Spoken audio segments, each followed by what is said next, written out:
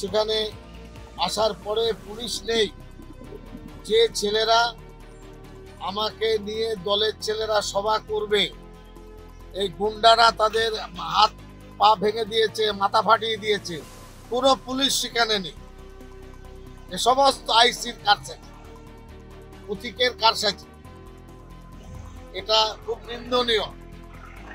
দলের ছেলেরা মার খাবে এইভাবে গুন্ডাদের হাতে। আগেও বলেছে, আবার বলছে, মাওবাদী ঢুকেছে কেন আমি জানি না, দল সামলাবে এগুলো।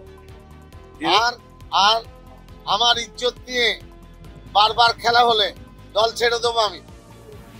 আমার ভবিষ্যৎ আমি বুঝে নেবো কি হবে না হবে। আমার কাছে ইজ্জত প্রিয়, মমতা ব্যানার্জির আদর্শ আমার কাছে প্রিয়।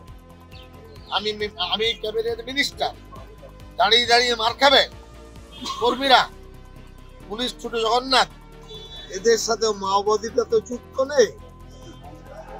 এরা শক্তি পেল কি করে? দলের ক্যাবিনেট মন্ত্রী, কোন কাজটা আমি করিনি এখানে?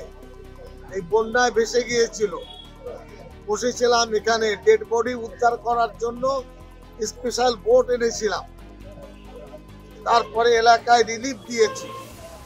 কোন জায়গায় আমি কাজ করি? আসলে ওই চোখের উপরে নুন পড়েছে এখন।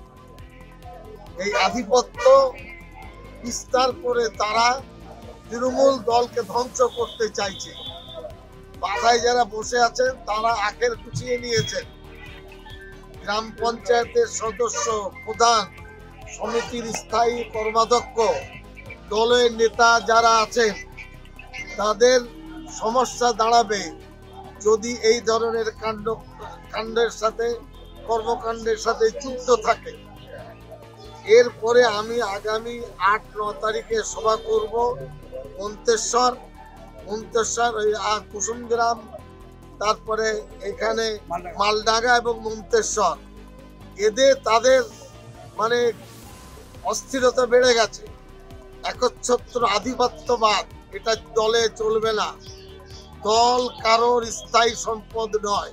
আর এই সমস্ত নিরীহ ছেলে যাদের ভবিষ্যৎ আছে, এই উগ্রপন্থার সঙ্গে যোগসাযোগ, আমি ভয় করছি যে মাওবাদীরা এতে সুযোগ নিয়ে দলের মধ্যে ক্ষতি করবে কিনা।